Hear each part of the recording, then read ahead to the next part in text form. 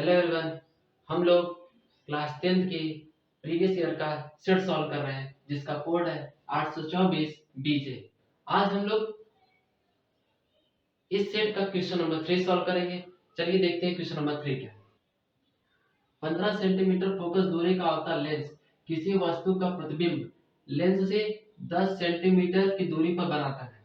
वस्तु लेंस से कितनी दूरी पर स्थित है, किरण आरेख भी बनाइए। यहाँ पे कहा है कि 15 सेंटीमीटर फोकस दूरी का एक अवतल लेंस है और उसका प्रतिबिंब लेंस से 10 सेंटीमीटर की दूरी पे बन रहा है। सबसे पहले जो दिया गया है वो लिख लेते हैं हम लोग। पहले अवतल लेंस का अवतल लेंस की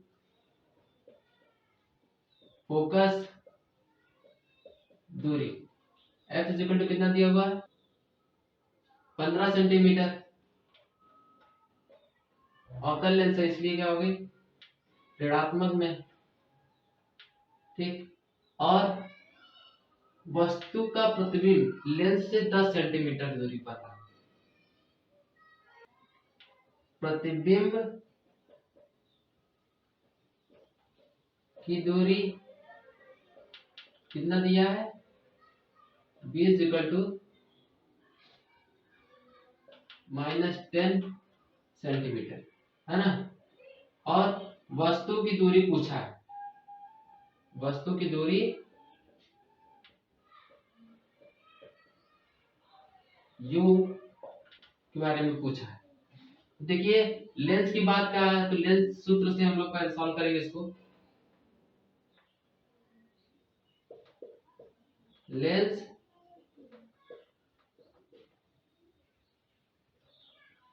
सूत्र से, लेंस सूत्र क्या होता है, 1/f is equal to 1/b minus में 1/u। देखिए हमसे u वस्तु की दूरी पूछा है, तो वस्तु की दूरी यहाँ पे उसको इस तरफ लाते हैं, तो इसको क्या कर देते हैं, उस तरफ भेज देते हैं, ठीक है। तो 1/, ये देखिए माइनस में इधर आएगा प्लस में हो जाएगा, 1/u इज इक्वल टू कितना हो जाएगा, और ये इस तरफ जाएगा तो प्लस में उधर जाएगा तो माइनस में हो जाएगा, 1/b माइनस में 1/f, ठीक। इसको इधर देखिए। अब f की वैल्यू और v की वैल्यू रखते हैं इसमें, 1/f sorry 1/u is equal to 1/v की वैल्यू कितना दिया हुआ है, -10, -10 लिखते हैं माइनस में, फिर 1/f की वैल्यू कितना है, -15। अब देखिए माइनस ऊपर चला जाएगा, ये माइनस माइनस प्लस हो जाएगा, -1/10 प्लस 1/15। अगर इसका इसका हम लोग एलसीएम निकालेंगे, इसका 10 का और 15 का एलसीएम निकालेंगे, कितना आएगा, 15 2 जा 30 या फिर 10 3 जा 30, इसका कितना हो जाएगा एलसीएम 30। अब इससे डिवाइड करेंगे, कितने टाइम में जाएगा, 10 3 जा 30। अब 3 का इसमें मल्टीप्लाई करते हैं, ये तो आता ही होगा आप लोगों को, -1 × 3 प्लस, अब 15 से 30 को भाग करेंगे, 15 दूना 30, दो बार में गया तो उसको 1 में 2 से कितना हो जाएगा, -3 प्लस 2 का 2 बटे में 30। अब यहाँ पे इसको हल करेंगे, 3 में से 2 को माइनस कर देंगे, 1 आ जाएगा, -1/30। ये कितना है, 1/u। अगर हम लोग इसको उल्टा कर देंगे तो u बराबर क्या आ जाएगा, -30 सेंटीमीटर। ये क्या हो गया, वस्तु लेंस से कितनी दूरी पर स्थित है, वस्तु जो है लेंस से 30 सेंटीमीटर की दूरी पर स्थित है। अब उसके बाद पूछा हम लोग से इसका किरण आरेख बनाइए। क्या पूछा है, किरण आरेख बनाइए। ये तो पहला अवतल लेंस है, अवतल लेंस हम लोग बना लेंगे पहले, ठीक है। फिर उसके बाद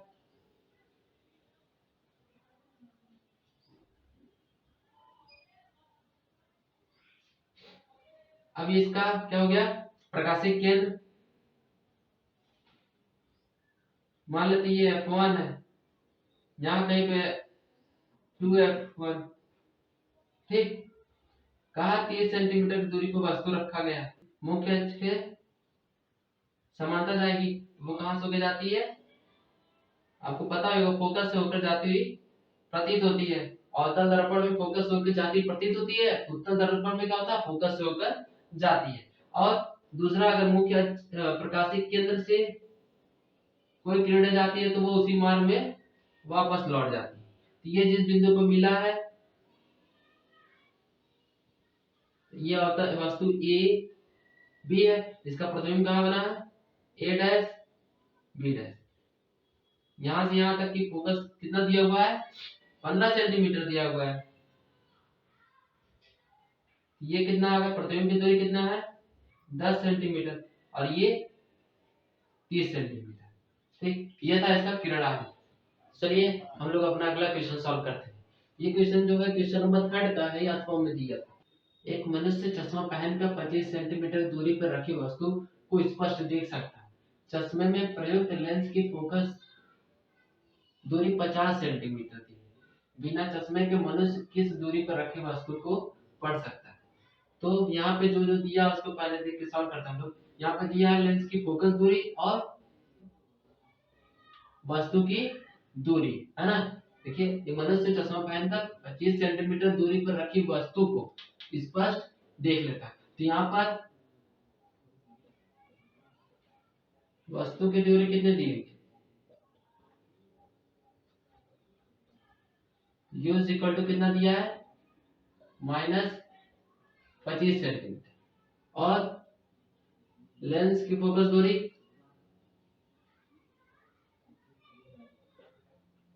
लेंस की फोकस दूरी f इक्वल टू कितना दिया हुआ है, 50 सेंटीमीटर, -50 सेंटीमीटर, है ना। अब देखिए इसमें लेंस का यूज किया गया, तो हम लोग लेंस सूत्र का यूज करेंगे। लेंस सूत्र से क्या होगा, लेंस सूत्र क्या होता है, 1/f equal to 1/b minus में 1/u, ठीक है। तो देखिए इसमें हम लोग को b की वैल्यू फाइंड करना है, तो b को यहाँ पे छोड़ेंगे और u को इस तरफ भेज देंगे, ठीक। तो 1/b इक्वल टू क्या आ जाएगा, देखिए ये b u जो 1/u जो माइनस में इधर आएगा तो प्लस में हो जाएगा, 1/f प्लस में 1/u। जो जो वैल्यू दिया गया इसको हम लोग इसमें रख देते हैं। f कितना दिया हुआ, -50, फिर प्लस में u कितना दिया हुआ, -25, ठीक। अब इसको इधर हम लोग सॉल्व करते हैं। 1/b बराबर कितना हो जाएगा, देखिए ये माइनस है, ऊपर चला जाएगा, -1/50। अब देखिए प्लस माइनस क्या होता है, माइनस, माइनस में 1/25, ठीक।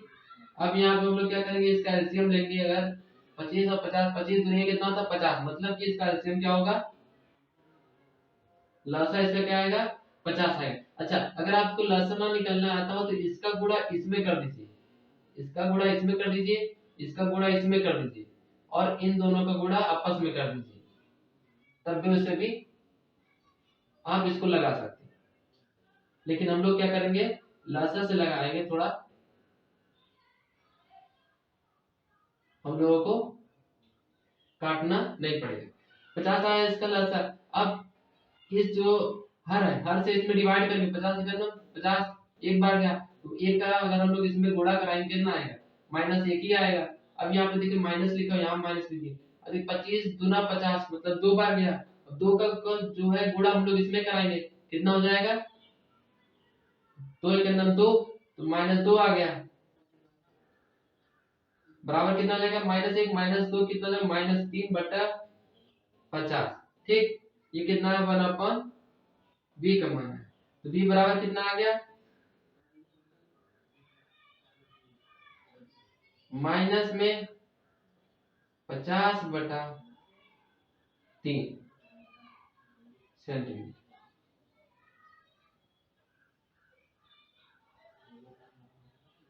ये लेंस जब हम लोग यूज करते हैं तब उसका प्रतिबिंब कहाँ बनता है, -50 सेंटीमीटर, 50/3 सेंटीमीटर। तो पूछा बिना चश्मे के मनुष्य किस दूरी पर रखी पुस्तक को पढ़ सकता है। तो बिना चश्मे पर रखी वस्तु, बिना चश्मे का मनुष्य जो है वो -50/3 सेंटीमीटर दूरी पर रखा हुआ वस्तु को पढ़ सकता है। इसलिए क्योंकि जब लेंस का यूज किया था, मतलब जहां तक उस व्यक्ति को दिखता है, जहां तक उस व्यक्ति को दिखता है उसके उस जगह से, और जहां पे नहीं दिखता, जैसे उसको क्या होगा, 25 सेंटीमीटर की दूरी पर की वस्तु दिख रहा है अभी, लेकिन उसको पहले नहीं दिखता था। तो वो जिस लेंस का यूज किया गया है उसके लेंस से क्या किया गया है, उस 25 सेंटीमीटर दूरी रखी वस्तु का प्रतिबिंब कहाँ बना रहा है, -50/3। अगर इसको हम लोग दशमलव बदल लेंगे, बदल लीजिएगा, नहीं तो छोड़ दीजिएगा।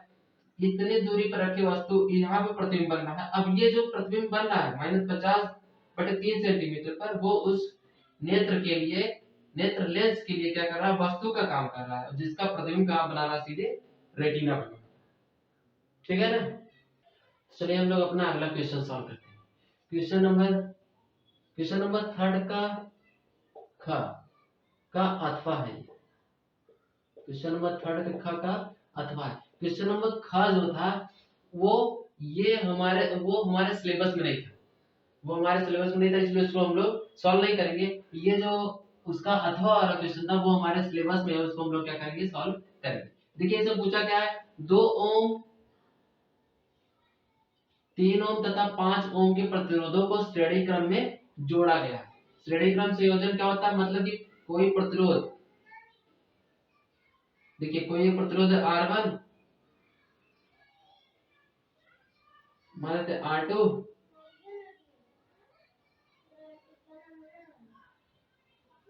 R3। श्रेणी क्रम संयोजन होता क्या है, जब किसी प्रतिरोध के दूसरे सिरे को, ये पहला सिरा, ये दूसरा सिरा, किसी प्रतिरोध के दूसरे सिरे को दूसरे प्रतिरोध के पहले सिरे से तथा दूसरे उसी प्रतिरोध के दूसरे सिरे को तीसरे प्रतिरोध के पहले सिरे से जोड़ा जाता है। तो इस प्रकार के संयोजन को क्या कहते हैं, श्रेणी क्रम संयोजन कहते हैं। ठीक है। तो यहाँ पे कहा है 2 ओम, 3 ओम तथा 5 ओम के प्रतिरोधों को किसमें जोड़ना, श्रेणी क्रम में जोड़ना है। यदि संयोजन के दोनों सिरों पर 30 वोल्ट का विभवांतर लगा हो तो प्रत्येक प्रतिरोध के सिरों के बीच विभवांतर ज्ञात करना है। तो हम लोग मान लेते, चलिए R1 को मान लेते हैं 2 ओम और R2 को बराबर 3 ओम और R3 बराबर क्या हो जा रहा है, 5। ठीक है। और कहा है इन सबको सिरों के बीच कितना विभवांतर लग रहा है, 30 वोल्ट का विभवांतर लग रहा है। यहाँ पे लगा दे रहे लोग 30 वोल्ट का विभवांतर। ठीक। V इज इक्वल टू कितना दिया हुआ है, 30 वोल्ट दिया। ठीक। इन दोनों को क्या कर दे रहे हैं, जोड़ दे रहे हम लोग।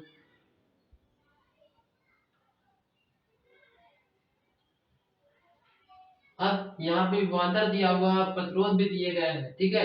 तो श्रेणी क्रम संयोजन में तुल्य प्रतिरोध क्या होता है, R is equal to R1 plus R2 plus R3।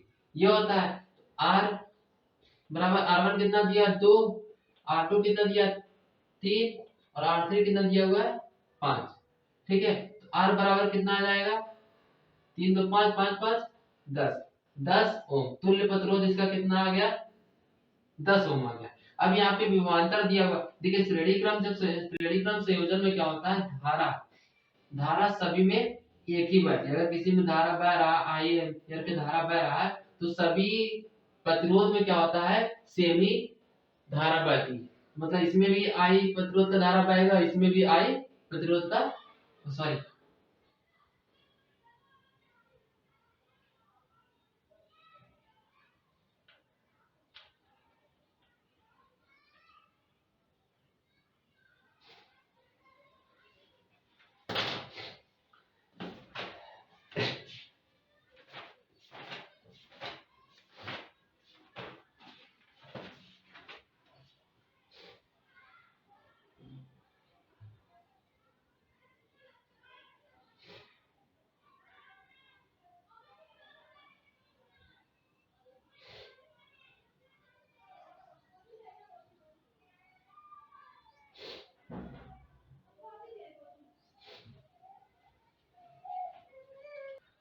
हम लोग जानते हैं श्रेणी क्रम संयोजन में धारा जो होती है सभी प्रतिरोधों में क्या होती है, समान होती है, समान होती है। लेकिन विभवांतर क्या होता है, सभी प्रतिरोधों में क्या होता है, अलग अलग होता है। ठीक है, तो हम लोग पहले इसमें क्या निकालेंगे, धारा निकालेंगे। आर देखिए तुल्य प्रतिरोध दिया है और इन दोनों सिरों के बीच, मतलब इस पूरे प्रतिरोध के सिरों के बीच का विभवांतर भी 30 दिया हुआ। हम लोग को पता ओम का नियम क्या था, V I R। R I क्या हो जाएगा, V बटे R। V कितना दिया हुआ है, 30 दिया हुआ है, और R 10, 0 से 0 कैंसिल आ गया, I बराबर कितना आ गया, 3 एम्पियर। ठीक है, धारा का मान कितना आ गया, 3 एम्पियर। अब यहाँ पे देखिए प्रतिरोध, पहला प्रतिरोध है, दूसरा प्रतिरोध है और तीसरा प्रतिरोध। इन तीनों प्रतिरोधों में क्या होगा, विभवांतर क्या होगा, इसका मान लेते V1 होता है, इसमें V2 है और इसमें V3। ठीक, तब पहले प्रतिरोध में धारा विभवांतर क्या हो जाएगा, V1 क्या होगा, वही ओम के नियम से, लेकिन इसमें धारा क्या रहेगा, सेम रहेगा, IR1 है ना। V IR होता है, तो V1 पहले प्रतिरोध में विभवांतर कितना है, V1, और धारा उसका प्रतिरोध मान लिए हम लोग R1 है, तो V1 IR1।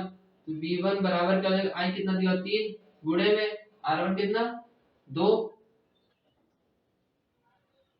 3 दूनी 6 वोल्ट हो गया V1 का। इसी तरह V2 का क्या हो जाएगा, V2 IR2। V2 बराबर क्या हो जाएगा, I कितना दिया, 3, 3 गुणे में 3 बराबर 9 वोल्ट। ठीक, यहाँ पूछा था हम लोग को प्रत्येक प्रतिरोध के सिरों के बीच विभवांतर। तो पहले प्रतिरोध के सिरों के बीच विभवांतर कितना लगेगा, 6 वोल्ट का, और दूसरे के बीच में 9 वोल्ट का, और तीसरे के बीच में हम लोग निकाल लेते हैं इधर। V3 बराबर कितना आ जाएगा, IR3 ना। तो V3 बराबर I कितना दिया, 3, R3 कितना दिया, 5, कितना का 5 दिया है, 15 वोल्ट। ठीक,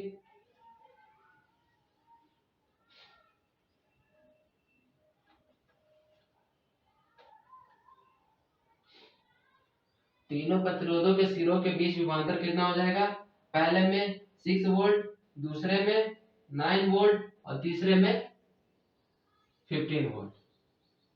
ठीक, अब देखिए श्रेणी क्रम संयोजन में क्या होता है, धारा समान होती है, लेकिन विभवांतर क्या होता है, सभी प्रतिरोधों में क्या होता है, अलग अलग होता है। ठीक, लेकिन अगर यहीं पर अगर समांतर क्रम संयोजन होता है, जिसका तुल्य प्रतिरोध अगर पूछ लिया क्या होता, 1/R is equal to 1/R1 plus 1/R2 plus 1/R3। ये क्या था, समांतर क्रम संयोजन था। ठीक, उसमें क्या होता है, विभवांतर सभी में समान होता है, विभवांतर जो होता है सभी में समान होता है, लेकिन धारा जो होता है सभी में अलग अलग होता है। धारा जो होता है वो सभी में क्या होता है, अलग अलग। ठीक है, ये हमारा क्वेश्चन नंबर 3 का ख का अथवा